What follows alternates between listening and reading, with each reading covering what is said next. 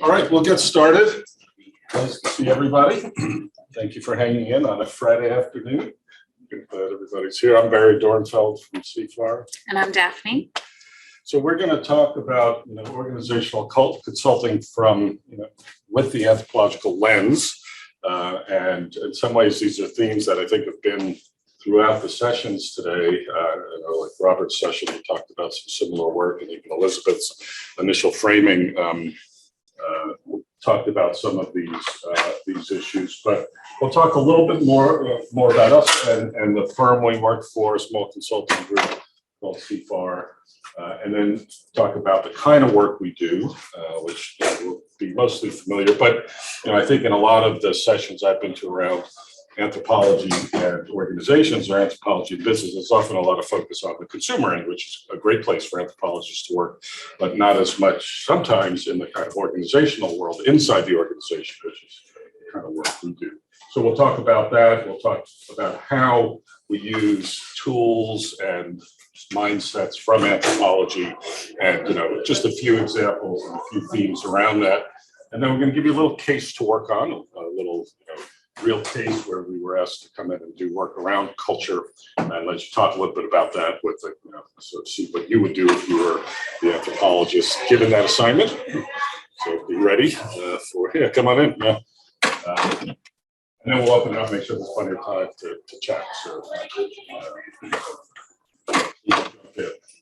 So overall, we want to talk about where anthropology sort of helps in organizational work. And I think, as you'll see, we really integrate anthropology and culture into our work, but we don't necessarily go out there and say we're an anthropology shop. Although we identify as anthropologists. Daphne's joining me with her own background, which we'll talk about. So she's been sort of forced into talking to anthropologists over time, and hopefully it's like that. I have. We'll see. But the work on culture, that sort of anthropology lens is really critical to our work, even in places where we don't raise it up necessarily to the visibility of the clients or colleagues we're working with. And then again, some of the tools really do think about how you leverage culture and a kind of ethnographic mindset in your work, particularly around organizational change that came up, I think, earlier this morning, that most consulting work inside organizations involves some kind of change, whether it's strategic change or cultural change or process change. You're always working around change, and understanding change and understanding the dynamics of an organization, the dynamics of power and influence is all very much part of that work. So that is what we're going to cover.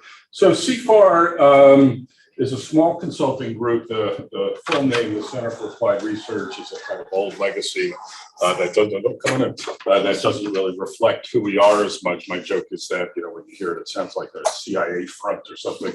Nobody knows exactly what that is, but it comes out of the fact that the firm started inside the Wharton School of Business, so it started inside an academic organization in which two centers inside Wharton came together. One was focused a little more on the sort of the business performance and looking at businesses from a kind of strategy and finance perspective. And the other was more on organizational issues, organizational dynamics, and systems dynamics. These two groups came together, formed the center. It was a consulting group inside of Wharton for its first couple of years, and then it spun off and became a private firm, which it's been since then. We've been in business more than 35 years. We're in Philadelphia and Boston, but we're small consultancy total. How many consultants we have total? Just under 30. 30 total. That's including staff. Yep. Yeah. So we're a small group, spread between Philadelphia and Boston.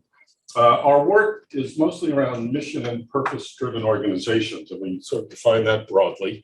A lot of work in healthcare and higher education, not-for-profits, and then also we have a pretty active and successful family business practice. So these are family business and family enterprises where they care about some legacy in the world. So it's not, we find that organizations that are just financially driven are not necessarily great fits for us because they don't care as much about their people and how they work as organizations. But a lot of family businesses really care about a legacy, about, making a difference in the communities they work in. And those are places where we do a lot of work. And in general, our work is around organizational complexity. Family businesses can be very complex organizations. When you have an operating business, a family that's thinking about succession and ownership. I see some smiles here. Maybe some people have worked in family businesses. Yes. Yeah. Okay.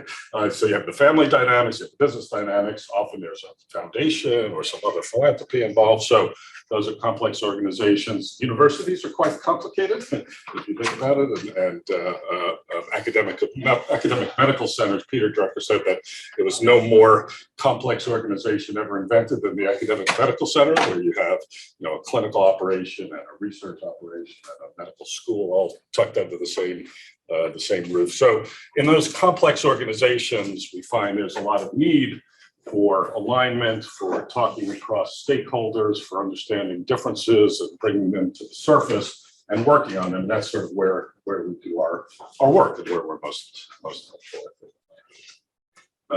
My training is in anthropology, and I started my career as a grad student at Penn, University of Pennsylvania, in the Annenberg School, but also did a lot of work in the anthropology department. Was a visual anthropologist.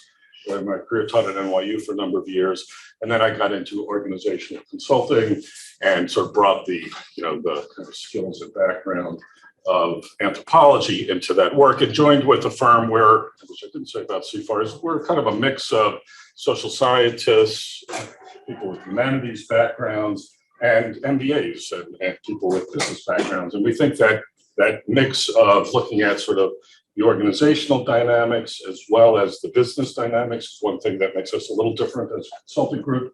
And your background is more on the business side. Sure. Yeah. My background, I have an MBA.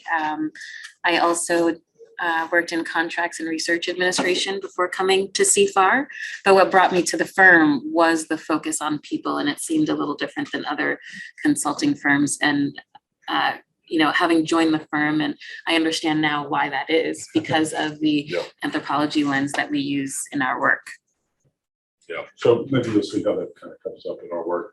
And this I kind of spoke to already. These are the main markets we work in. And in these markets, we really work on a couple of, sort of typical areas. A lot of work on strategy and strategic alignment. So that could be sort of traditional strategic planning, or a strategic challenge, or a new initiative, helping an organization think about its strategy, team and leadership development. So our work often looks at leadership teams or coordinating teams. And then we've done more and more work explicitly around culture, and this has come up, over more recent times, in which organizations are asking us to come in and help solve a cultural problem. And I think this is interesting for our field more broadly. I think 20, 25 years ago, the idea of organizational culture was, there, but a little bit subsumed. And now I think, you can't pick up a business publication without something about organizational culture. And of course, the pandemic and the hybrid work environment, all of that has brought culture up to people's awareness. So we now get calls where, people say, we have a culture problem. Can you help us fix it? And we've sort of developed our methodologies around that area as well. To you. Yep. So what is organizational consulting? I think we heard a little bit about this earlier from Jillian. Organizations all have people, right? And so as you bring these people together, they have their own dynamics that can affect how work is done and affect the business's performance. So using an anthropology frame, you can think about how these people are coming together and how these dynamics are affecting the work, and use that as a lens to get into what might be a strategy problem or a culture problem or a team problem. And so let's say you've been asked by an organization to come in to help with this problem. We like to use what we call joining to look at 3 stages of the engagement, which is pre-entry, entry, and then post-entry. In order to be successful with the client, you must join with them. And what we mean by that is thinking about how you're coming into the client. Now you're a part of their system. So what is the chemistry that you have with the client? It's not sufficient enough to do the work well. You need to work well with your clients as well. So thinking about how you introduce yourself and the team, being really clear about what your role is, what your expectations of the client are in this work, and just thinking about how you're presenting yourself and knowing that your first impression could carry through and could possibly either negatively or positively impact how effective your work is. And then it's entry. So I think the thing about entry is not going too fast. And so at CFAR, we have a phrase, slow down to speed up. And thinking behind that is don't rush to make a diagnosis. Don't rush to give a prescription of a solution that you think will be helpful. Create space for thinking, within your team and with the client as well. Clients are often focused on tasks. And so they don't often have the time to sit and think about, why are they where they are? And then also not rushing to make changes. So the client has their own system.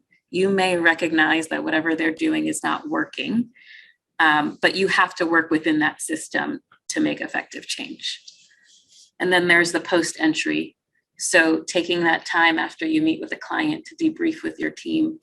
And here it's really helpful to have diverse teams because everyone has different experiences and comes with different interpretations. And so having everyone share what they've experienced and what they think behind it will help you achieve a richer diagnosis and then hopefully, solutions that will help the organization.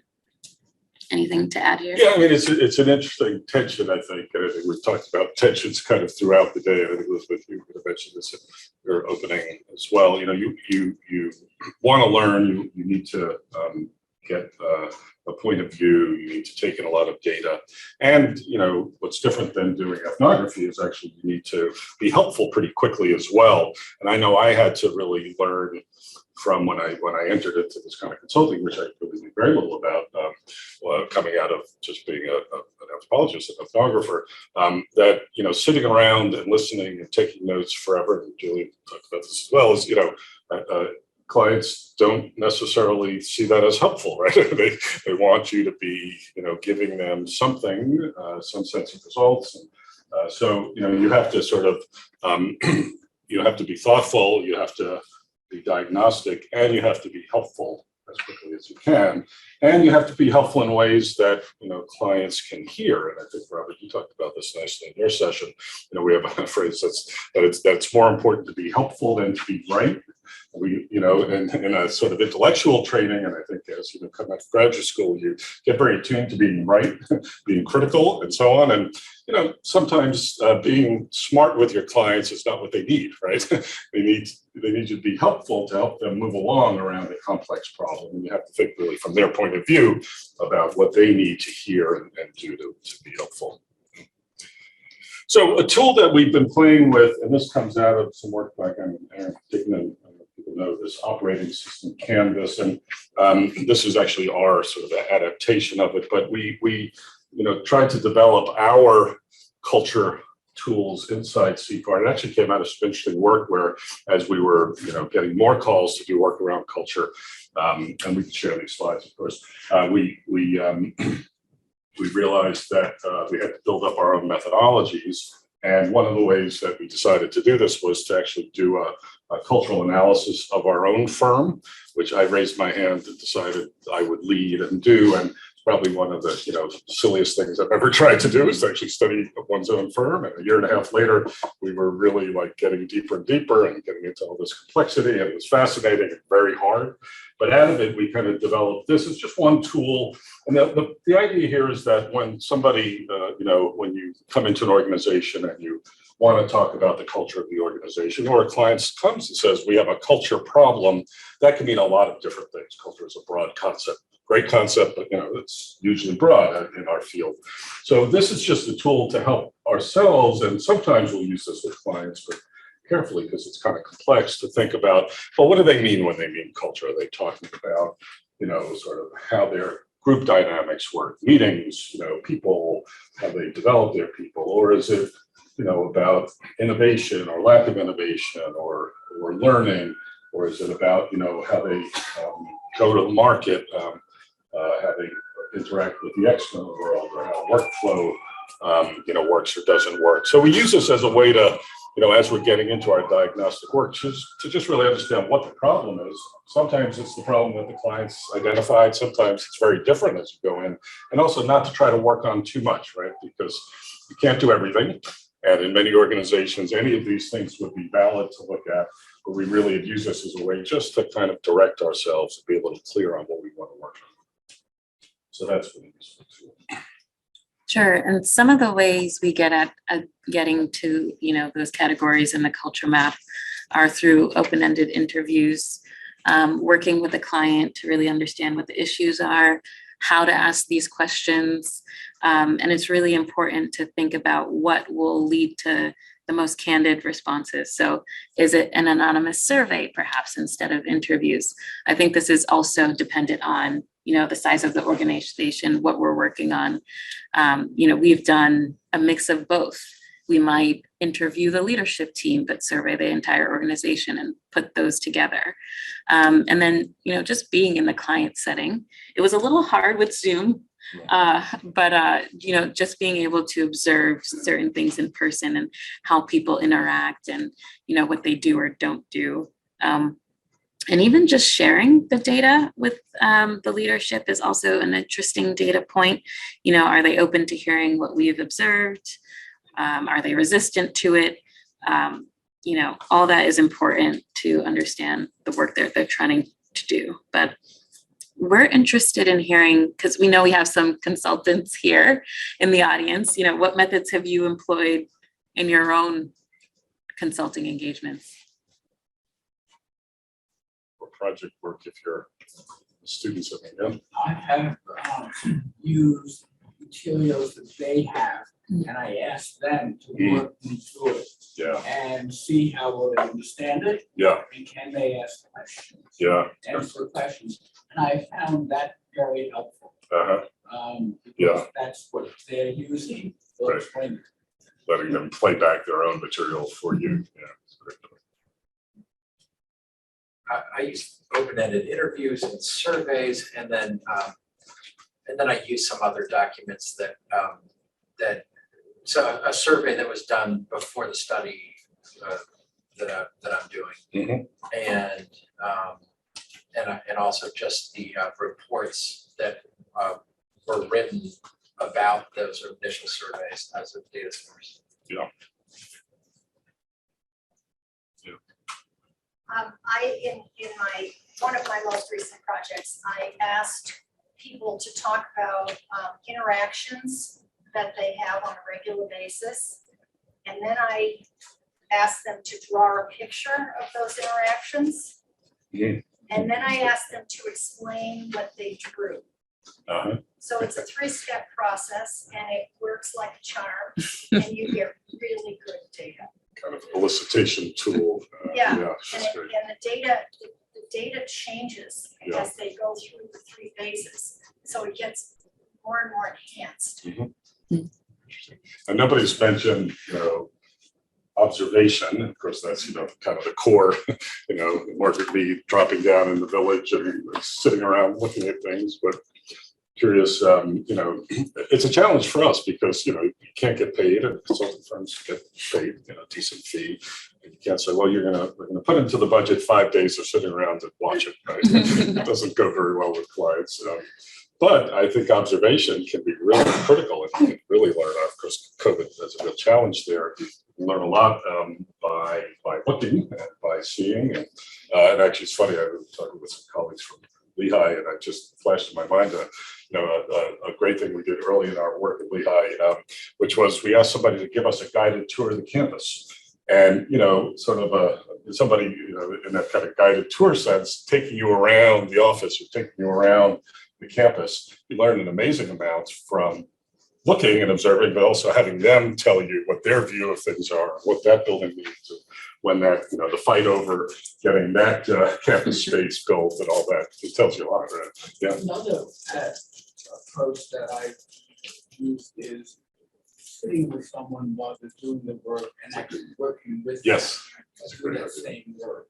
Yeah. And I use that in a couple settings that I found, it's been something I've done in a number of places. Yeah. I think that's something to think about. Yeah. If it's appropriate and if it can be done. Yes. Great point. Right. Watching people work. My settings are a little bit different, so I'm often working between two different cultures, Yeah. people that are interacting, they have conflict. And I often offer just to translate, to sit in the middle and say, can I translate for you? Can I help you understand what's going on, what you're missing? And then they literally, I get to be in the middle of an argument. So I get both That's not what I sides. meant. That's fascinating.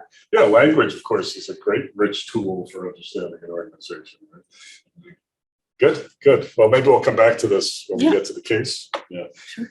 So a few other frameworks to share that we use. And I'll leave it to the anthropologist Well, yeah, to like describe it. we talked about ethnography, using it as a way to understand kind of these unwritten cultural assumptions, mental frames. So all of you know this probably pretty well, but it is again a tool that you have to use in a kind of strategic way, I think, in organizational work. But being attuned to what's happening in the dynamics of a meeting or a strategy process. I remember we were doing work at an academic medical center, and I got invited to come down and do some work with the departmental chairs across the medical center. And this was a center like many others where you had a research operation, and some of the departments were very research focused, kind of basic sciences, history, biology, and then some were much more clinically oriented. And in this place, like many other medical centers, the clinical folks have more of the power because they get more of the dollars. And but they talk about collaborating with the research departments and wanting to have a great collaboration. But when I arrived at the meeting, and it was around a big conference table. The dean was there and introduced me. When I got there, the clinical chairs were all around the table, and the research chairs, the chairs of the research departments hadn't arrived yet. It was interesting. And then they kind of trundled in about 20 minutes late and kind of apologized and said, well, we didn't really get the invite and it was on a different calendar. And, and then they got to sit around the outside of the table. So you had this institution that was talking about equal collaboration between these two identity groups, but the room and the behavior and even the structures that supported it were completely misaligned, right? So that's where a little bit of observation, you have to be stupid to miss it, of course, but a little bit of observation goes a long way in terms of understanding the real dynamics versus the kind of espoused culture. So yeah, ethnography obviously is a core tool for us if you can figure out how to make it work. And this is another tool that we've found helpful, a very simple tool in thinking about culture change, and we call it a from-to discussion. And what we'll do is we'll get a group together, and it's a way to kind of make culture explicit. And we'll get a group together and we'll ask them, okay, if you think about culture change, tell us what dimensions of culture you want to move away from, what's your current culture, and what do you want to move to? Which would be your kind of desired state. And it's very interesting when people begin to articulate those cultural differences. And not everybody will agree on all of these, and some people will want to kind of keep some of the current state, others might want to leave it. But just being able to say, okay, we want to move from a place where our decisions are slow and unclear to where they're more agile, move more quickly, more explicit about them. From a place where we don't have kind of equity and diversity and inclusion to a more equitable culture. So it's at least a place to begin a cultural conversation about culture change that you want to happen, and to sort of make those implicit elements of culture explicit. We find that it's always a productive conversation when you do it. And ask people to kind of capture the change that they want to see. And then, of course, the complicated thing that follows is how do you make that happen? How do you create the behaviors that get you from the current state to the future state? But a simple and powerful tool that we like to use. Yeah.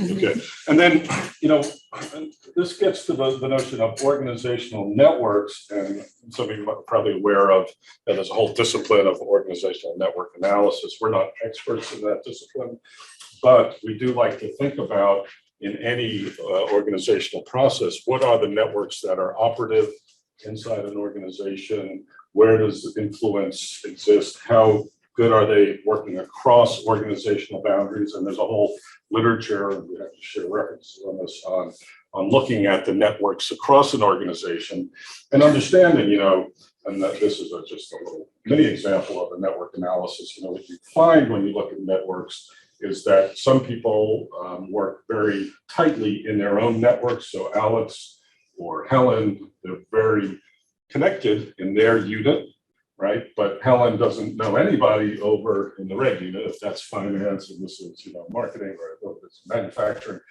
But, Paul, who's kind of in the middle, is a boundary spanner. And Paul knows people in all parts of the organization, right? So seeing who are influential, who have good networks across the organization, who have good networks in a unit. And as you think about a change process, figuring out who to build into what we call a coalition for change is a way to think about using culture to make change happen and to be effective in your work.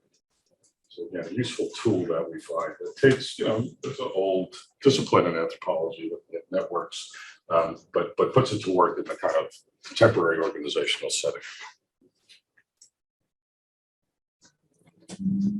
And then thinking about stakeholders and how to engage stakeholders. And we'll often do this where we'll ask people, if you think about, say, a change process or a strategy process, who will be for that change, who might be against it, and what's their level of influence? And thinking strategically about folks across that stakeholder mix is a very interesting conversation you have, because it's kind of raising organizational politics up to the level in which people might be able to work on them, but thinking about, what do you do with people who are in favor of the change you want to have happen and are strongly influential? What do you do with people who are very influential but are against the change you want to have happen? How do you manage different stakeholders in different ways? It's a fascinating conversation to have, and again, using a kind of ethnographic and political mindset to really understand the dynamics of change and the dynamics of power in an organization. So we find this to be a helpful tool as well. All right, you want to set this up? Sure. So this is a case study that we'll ask you to think through. And this was a real client of ours, and it was my first CBAR project a couple years back. But this was two healthcare systems that were looking to merge. But prior to this, they wanted a cultural assessment. So looking at both of their cultures, were they aligned? Where were they misaligned? And, if there were misalignments, were they any, big red stop signs, or was it something that they could work through?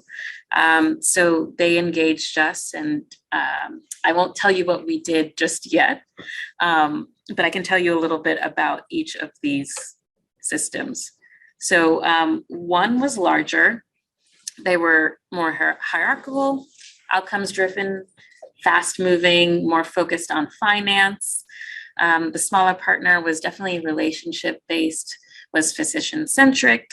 I remember one of our earlier interactions, they were telling us how Fort, the larger partner, was starting to text them and email and call them on the weekends. And this was not something that they normally would do within their culture. So given this, there are differences. How would you approach this cultural assessment?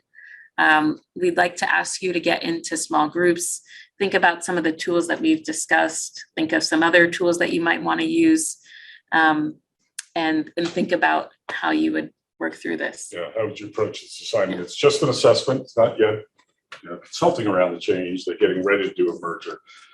What would you want to look at? How would you approach this? And what would you be ready to share back with the client?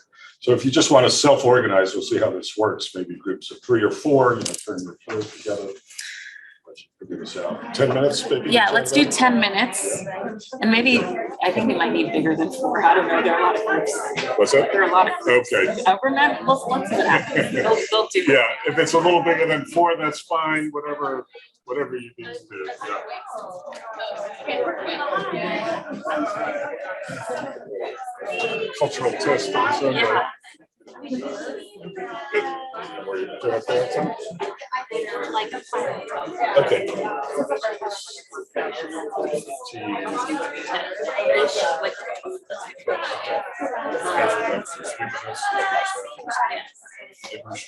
I feel like that'll actually. Yeah. Oh, yeah, okay, then, yeah, okay, so report out. I can tell what to do. Yeah.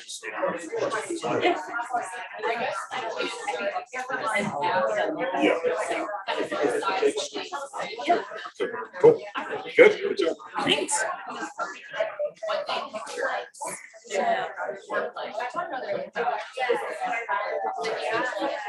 I think this might be helpful. I went back to the screen if they want to look at. Okay. Yeah, I'm sorry. I did this. No, the, Extra button. no, I think if we meant to go to the next slide, but I'm just thinking it might be helpful for them to have this.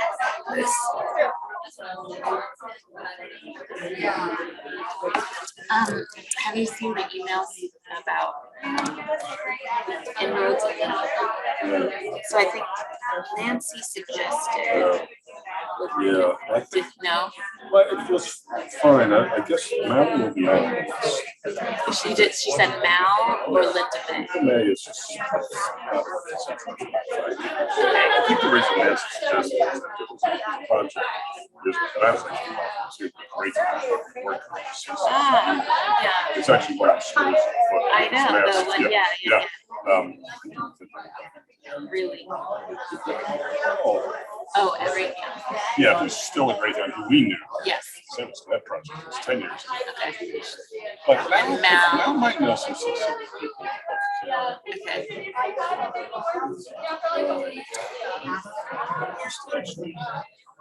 Angus, to find this kind of Angus, who actually, not that long ago, we actually gave office space to us. He's a specific Australian guy.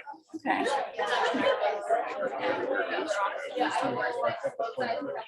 And also, find him. Okay. Caleb also seemed Caleb to has some have. idea. Okay. Well, he emailed me on the side Okay. and asked like more about the specific. Yeah, so I told him so. I don't Okay, know good. if he's- You know, he might. Okay. So yeah. Yeah, no, just hopefully. I mean, it's in a week. I don't know. They just need I to know. do more. Like, Crazy. And by the way, I never got back to you because I have a scheduling challenge around both our learning session that's okay. and the internship discussion. I didn't respond because I wanted to respond. The internship. So on Thursday, I really, the next week, it's just Jen and I. Oh yeah, we can do that. Yeah, if we can move that, we move our learning. Totally fine. But can I available on Thursday? I, to do the gyms. Yes. That I'll do, yeah. What happened? Sitting on this National Center for Leadership Academy, which I'm sort of sitting there, I might actually take for them, but I'm not really doing it. So I realized that given all this time away, I really shouldn't try to schedule. So that should be okay. Oh, I can do this.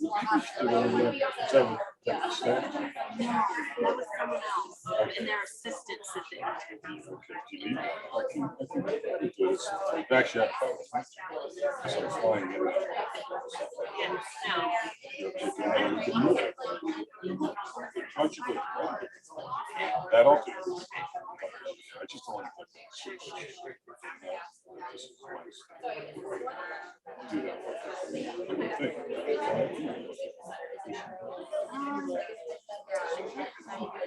Think about, Yeah, you don't need to be, it's fine. If you do, it's just, I want to be on it. sure, yeah. I'll do this with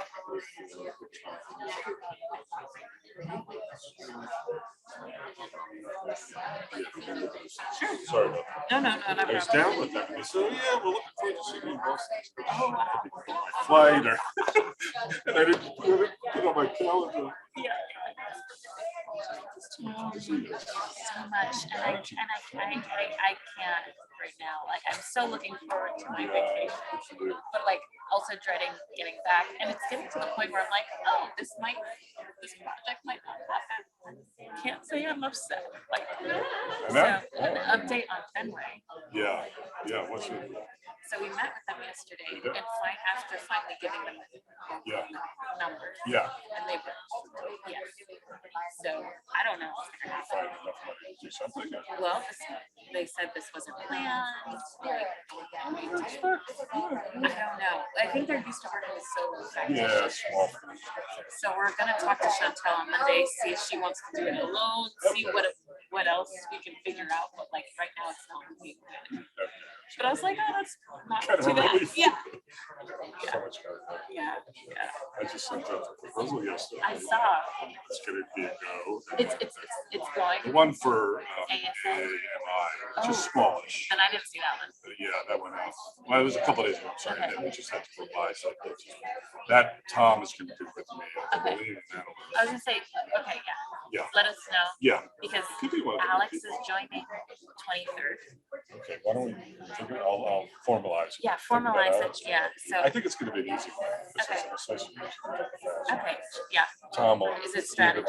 It's a simple association strategy. Okay. So I think that's not a full blown TSS thing. Mhm. But, we'll need to do a good analysis of the current state. Yeah. I think between Tom and Alex. Yeah. And then we have Lauren June 15th. Okay, good. The ASA one, which is the big one, that went out today. That's anesthesiology. I don't know. That's not going to happen. It's 100% different. We'll see if it goes. I think it'll eventually go, but that probably won't happen. Yeah. But yeah, no, it's like with ABOs, like the ABOs kind of pulse back this higher research. We haven't heard a peak. Yeah. I'm not sure. Well, I mean, with analysts, I think we could possibly, I don't know what Aaron's looks like, but Tom might be fully busy, it looks like. But Yeah. maybe there's stuff that we could take Tom off of because he was put on in lieu of analysts. And by the way, just I should also write this up to you guys for sure, but we're trying to figure out if NYU has a next phase, but if it does, if you guys want to pull Dan off of that, that's fine. Okay. He hasn't really been doing much on it.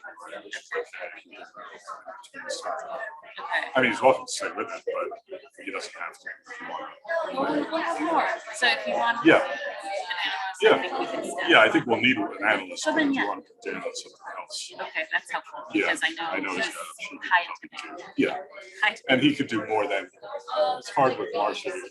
Oh, it's a lot of analysts. Okay. You want to give him a 1 minute warning? Yeah, yeah. So 1 more minute and then we'll come back together. 1 minute warning.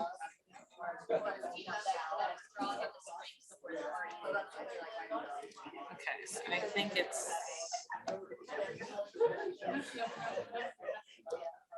Okay, so then I'm going to.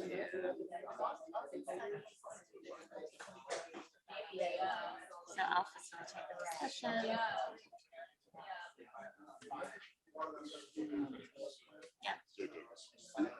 Yeah, sure.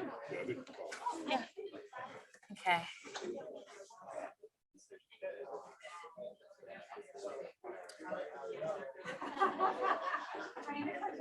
Okay. All right, why don't we come back together? It's great, a room full of consultants. What the brain power, yeah,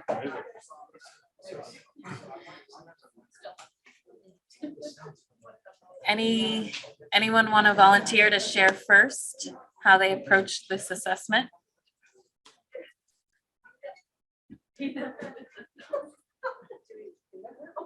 do we want to go first? Yeah, we'll just Great. hear from a couple of the groups. But So I think a few factors that were non-negotiable for our group was to first understand their core values as to individual companies and teams, to see what they cannot absolutely part ways with. And then see if those core values have overlaps, because in cases where there's so much uncertainty, where somebody will have to move somewhere else or teams are going to merge, there will be a sense of fear and insecurity. So we want to see what we can hold on to that's common for both teams. Okay. So that was one for us. And then we spoke a lot about different methodologies, anonymous surveys, sense of fear of actually moving from one place to another, which also pointed us to the context of this whole situation. Because in mergers like this, there's always one company who wants to merge more than the other company. yes. So there's one company who decides, and it might not necessarily be the smaller one. And so who's benefiting more from this union and what that means to them, and then gradually develop this ahead. Any others? Any reactions, questions? Yes. We were thinking about observing and how individuals access services, how they come into the hospital, how do they respond, and who responds to them, Yeah. what their own expectations of care are, and how those expectations met. And if you have two different structures, you might find real differences, which will help you figure out what the next step is. So you really want to go to the front lines and really see what the customer experience was. Right. Very interesting. Yeah. We were talking about how one of the first things that you could do is understand their perceptions of each other. Mhm. That's great. That's important. We once did work with an unusual project with an orchestra near us, and there was a lot of tension between the musicians, the management, and the board. We did this session where we got them into groups, and we had the musicians talk about what they thought the board thought of them, what they thought the management thought of them, and vice versa. And you can imagine, the management think we're a bunch of, spoiled babies, and the management said the orchestra thinks we're a bunch of, corporate weenies who don't know anything about music. It's very funny to hear. But it actually got some interesting issues about perception on the table. So it's a great one. That's great. And then I, Two of the ideas we came up with, one of them is that they're found this far down the road in the merger, they obviously developed presentations about themselves for the other one on what would be disadvantageous, what would and would not work. So you've already got a basis of information of self-perception. And then another concept that we thought of to use for analyzation was physical infrastructure. You're going from a small firm to a very large firm. The technologies are probably different, not just the consumer interface, it's going in and out of hospital, but how communications and technologies, and what communications and technology are actually Yeah. used. Very interesting. Well, we also asked the question, where are the patients in Yeah. this conversation? Yeah. We were also thinking about sort of what are possible benefits to each organization in seeing a way forward Yeah. by maybe adopting some of the habits of the other organizations. Interesting. So what do they benefit Yeah. from learning from each other? Yeah. Yeah. I think we've heard from every group. Should we tell them what we do? Sure. Yeah.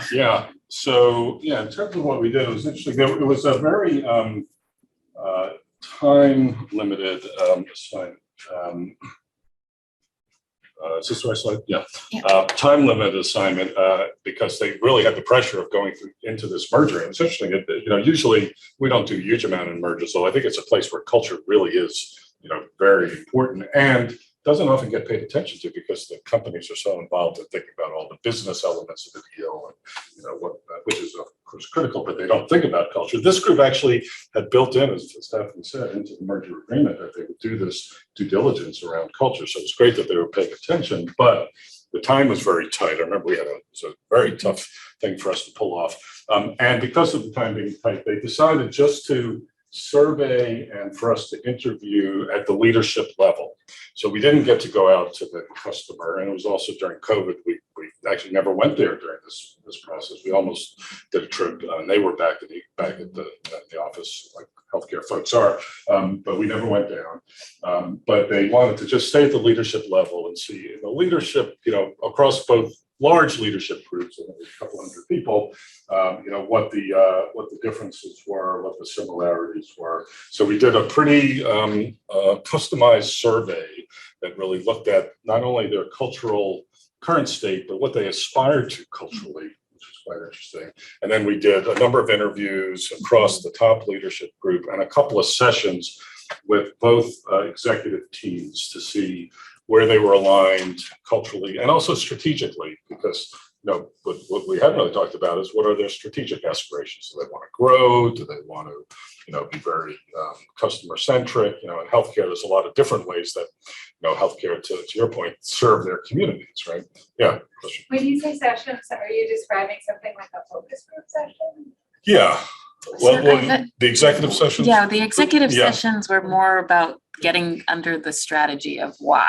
Those were more like facilitated Okay. conversations where we structured a conversation at the executive level. Yeah. We did more. I don't think we did really focus groups. We did more Not in this individual one. interviews, maybe a couple of small group interviews. So, but we were able to gather a lot of data, and we put together what we thought was a pretty thoughtful assessment. What was interesting was that from our take, we actually thought the cultural differences, while you could see them, and it really was clear that they came from different cultures, there were other actual interesting elements that, of course, these are connected regions, and it was in the South, but different geographies, different, sort of demographics they were serving. One of them was actually in an area that had a lot of folks from the military, so you could feel that sort of military culture sort of in the leadership group. Another was a little more grassrootsy and so on. But we saw cultural challenges and cultural differences, but we didn't think they were, sort of deal killers in the sense that they couldn't navigate them. And I think to your point, we even saw some benefits that the group that was a little less businessy might be able to speed things up a little, because, and be a little more agile and forward moving. And the one that was a little more kind of financially driven and performance driven could slow down a little and think about their culture a little bit more. So we thought there might be benefits from their merging. It turned out that we thought it was all going to go forward and the merger would happen. And maybe we would help them with this cultural integration. They killed the deal. It was really surprising. And they said that the cultural issues actually held them back. I'm not sure. In the end, I believe that was the real answer, but who knows? And who knows what happened at the board level, at the leadership level. Both CEOs have left, interestingly. Leadership. The one we knew was probably going to leave at the merger, and because the one from the smaller organization probably wasn't going to come across. And in the business literature, there's a lot of good writing about mergers. They say there's really no such thing as a merger. It's really just an acquisition, one by the other. They talk about a merger, but in the end, the big one is usually taking on the little one. But anyway, it's a fascinating cultural project. Yeah. Even in the end, they didn't merge. And so we'll go to Q&A. Yeah, we just wanted to open up to discussion about anything. We thought just kind of giving you a flavor of the work we do would be a good way to sort of have you think about what it means to do this work. Yeah.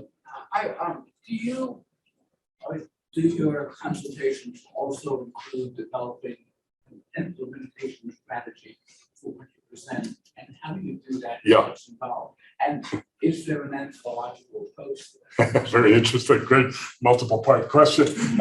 Yes, although less often than we might anticipate and like to. That is, we're often if we're doing a strategy project, we often take it to the point of implementation, and then I don't know if it's they've run out of budget or they've run out of energy or they're tired of their consultants, but we don't often go into implementation. We might help them think about implementation, and we have some tools to do that. And actually we do, we do work that is also just implementation. So if you think about a culture change project or a change project overall, that might just be seen as implementation. So yes, we do think a lot about culture change and organizational change, and we use a cultural perspective, and some of that thinking about stakeholders and networks. It's a little bit of how we think about that from a cultural lens. But it's a great question. We don't always go from strategy all the way through implementation.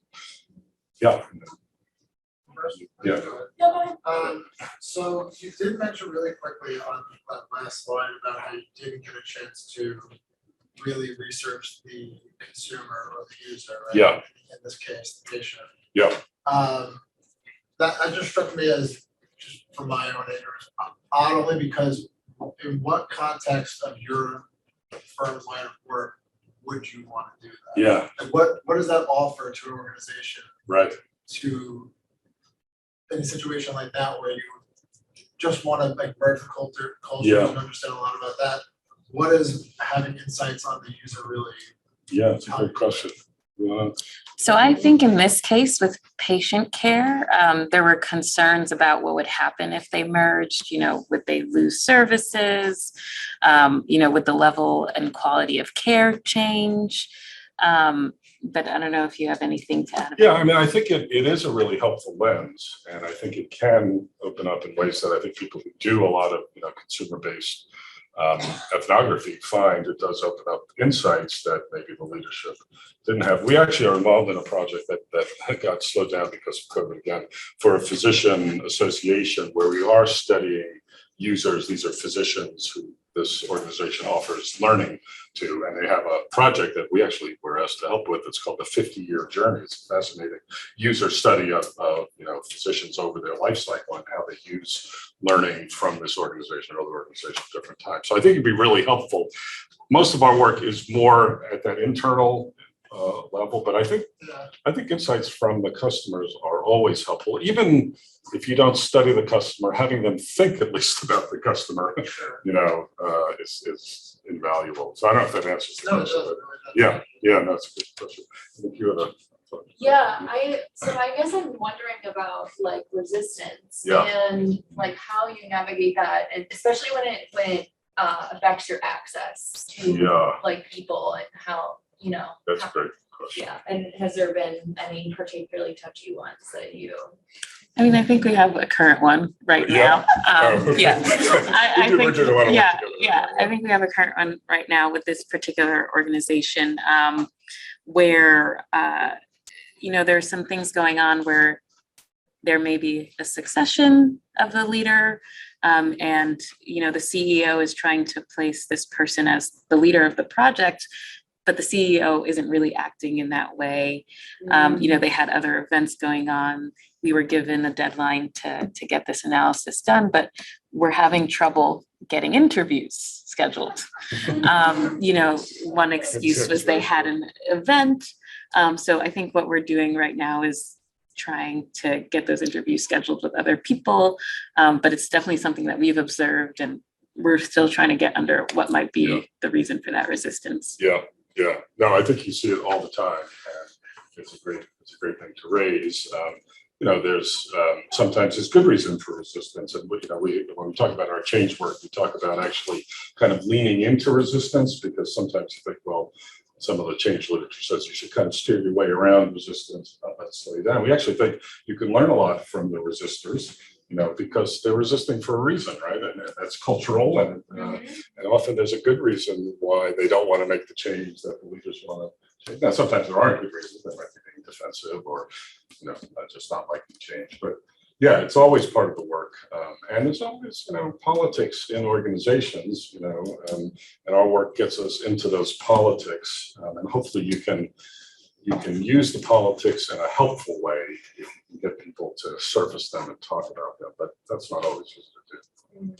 Because I think Elizabeth, did you have a hand up? Yeah, I was just gonna say a couple of words about the hospital situation. Sometimes I think getting patient access is very tricky because of HIPAA. Yes, definitely. So at least my experience in working in hospitals, they really didn't want me to have access because of HIPAA. Right. And so what they will try to do instead is to give you opportunities to look at patient satisfaction surveys that they've collected from the past. And those do give you some insight into what kinds of issues the patients feel are going on. And that can be quite helpful. So, I mean, you can't help what you observe as you're walking around the hospital or sitting in the emergency room. Right. You can see some pretty interesting stuff happening. Yes, maybe that the management should also see. You're going to talk about resistance as a faculty member? So. Yeah. Okay, go ahead. It's often where resistance comes from. I'm here because I'm trying to make a mental shift from thinking like an academic researcher to a consultant. And so if I'm applying to a grant from NSF, you have to have a clear research questions, all kinds of, and I'm wondering, in the case of the hospital, who was it actually who hired your firm and what did they want? What was your chart? What did they want? So my theory, and I don't know too much about the sales process for this particular engagement, was that it was the smaller firm who hired us. They were very particular about their culture, and I think within the past 10 years had spent a lot of time and attention on it. I think maybe 10 years prior, they would have said they were like the bigger firm, and they were very proud of the work they had done to get to where they were. And I think they didn't want to lose that. That's my theory. I think that's probably right. I think they built into that agreement for sure. But the other group agreed to it too. So we weren't really hired by both entities, and we worked with both entities. We were working with the HR leads at both entities. So although we had access to the CEOs weren't really driving the work, which says something. You know, and culture often gets put in HR, whether for better or worse, in a corporate setting.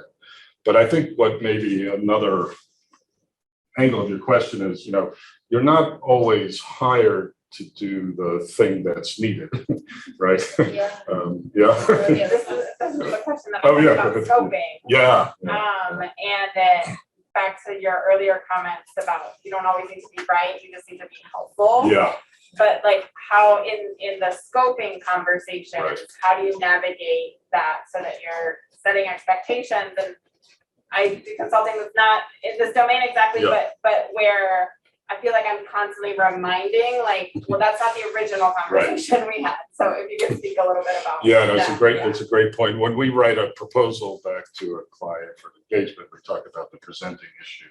And I don't even know where that language comes from, it's just old language in our firm. But the idea is that there's an issue that's on the table, and a colleague of mine has this image that he uses when talking about consulting, which is, you know, if you think about an iceberg, and you know, an iceberg, most of the stuff is under the water, it's a little bit above the water, and then the consultant is this little boat that's moving along towards the iceberg. You're about to slam into all the stuff under it, you know, because the presenting issue is usually one piece of a very complicated thing that all organizations have, and the question is, what can you work on and what can't you work on? So I think it's an ongoing negotiation, and you try to frame up as clearly as you can what you see the issues are. But of course, when you're starting, you don't know that much, right? So, you know, you think about even the sales process as a kind of diagnostic process, discovery process. But in the end, you're just starting and you're getting started, and then you have to be honest with your client. That's where being right and being helpful maybe come in. You know, if you see things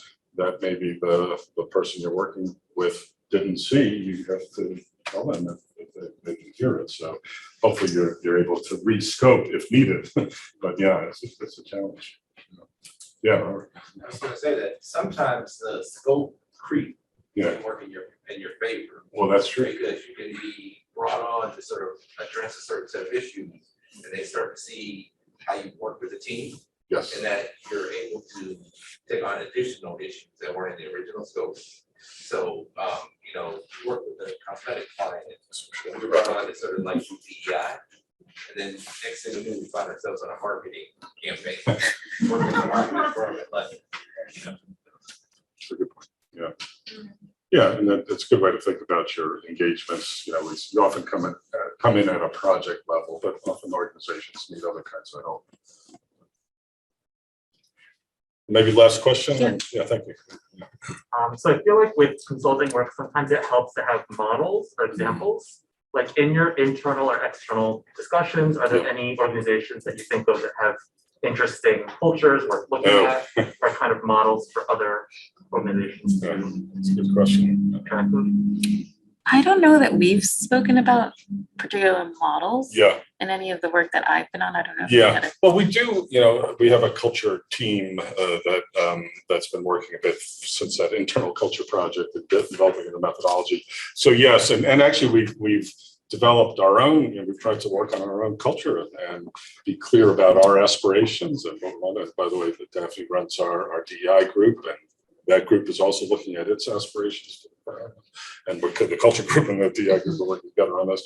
So we do look at other organizations, and I guess my quick answer is yes. I sort of keep in my mind ideas about that. I think that sometimes the language around culture gets into there's good cultures and bad cultures, and I don't think that's very helpful. I think cultures are always different, and they have to do with the histories and missions of the organizations you work with. So I don't like to be normative about it, but I do think organizations that are explicit about their cultures and then try to work on their cultures. And this one in the healthcare merger, that one smaller group, we thought actually was quite astute about how they were working on their culture. We actually learned some things from them. So that is what I think, at least if they're trying and being conscious about culture and cultural difference and care about it, that to me is like half the battle. Yeah, great. Well, thank you all. This was a great discussion. We really enjoyed it. I think we have our contact information if you want to get in touch. So please do. Thank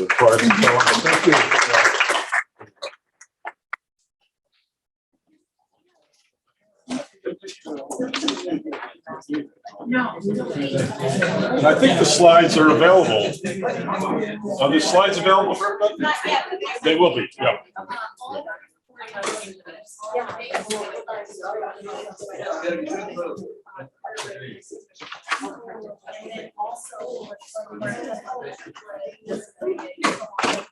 Yeah, I felt that. All right, good job. Thanks.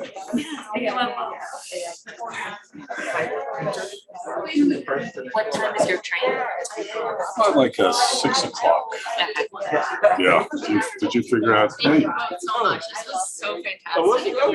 I'm very excited. I'm back. Yeah, I'm a master's student at TC studying anthropology, and I'm thinking about for my thesis, working with this organization that's trying to explicitly look at the way that race plays out in decision-making practices, but it's a small, like, communal, egalitarian, community organization. And the reason I asked the question about resistance is because I'm sensing some, like, waning interest in the two co-founders who are white, and so I'm like, honestly, like, questioning doing it at all because of that. Yeah. So I don't know if you should.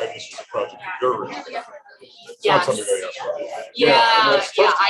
appreciate it. And I have a relationship with them. Like, I've hung out there for a long period of time. I know it's something that they're interested in looking at. Yeah. So I was offering myself, and now it's like, now that it's on the table, they're like, not. I mean, are they afraid? What might come out? I don't know. Like, what do you think is behind that? I don't know. It's probably not there. I'm gonna have to check it out. But anyway, it was interesting to hear. Yeah, it was interesting to hear your response to it. And just this whole presentation was really helpful. I'm definitely gonna look into the literature on the model and everything. Stay in touch with us. And, we have some writing about our stuff. Okay, I'm gonna grab my card. Oh yes, that would be great. Yes, no, I'll definitely stay in touch. I'm sorry. Where did you say you did? Teacher scholarship. Yeah. Okay, yeah. Yeah, it's been a great experience so far. So. Yes. Thank you both so much. Good, Nice to meet you. Good luck. Bye. I was wondering if you're practicing my networking. Yes, I know. Would be okay to follow up? If you mind, let me just have it.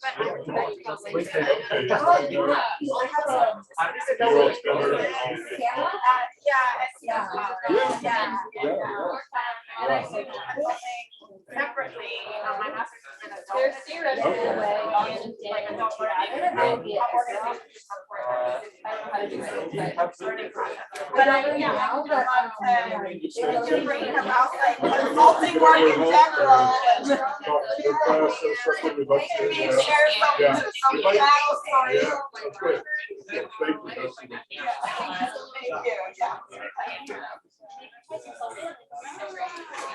Hi, how are you? Good, how are you? Good. I just wanted to say thank you for this. This is my first exposure to consulting. Yeah. And I mean, it's very, It's so Yeah, interesting. and you're at NYU. I just finished my PhD. And Anthro. Well, I taught there. Yeah, I was part of the visual anthropology. Culture. Oh, okay. Yeah. Yeah, I'm an archaeologist. Oh, okay. Yeah. Yeah. Oh, they don't care. Yeah, I was just at work, but they're still there. Probably. Yeah, Pam, I knew well. Okay. Yeah, great. She's great. Yeah. Did you have a good experience in the department? Yes. Okay. But I don't know if you Randy White. It's funny, I did, and I knew a little bit about that reputation. This is a regular professor, like great work, and he was took advantage of young women in the field. Yeah, so we need to talk about it. It just came out as I was leaving. I actually went into work with him and But they didn't know kept him anyone. around after all this. Yeah, because he had tenure. Oh. So mine just retired last year. Moved to Yes. France, has a great life, you know? Is Fred still the chair? So that's the. No. I think I will also need to put in your email address, so I can give you mine.